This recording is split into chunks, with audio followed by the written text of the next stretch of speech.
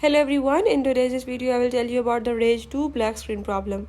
So if you are facing the black screen issue in Rage 2, I will show you all the steps in this video with which you can fix it in Windows 10 and 11 PC. I will tell you all the steps and you have to follow them, and by the end you will able to fix it.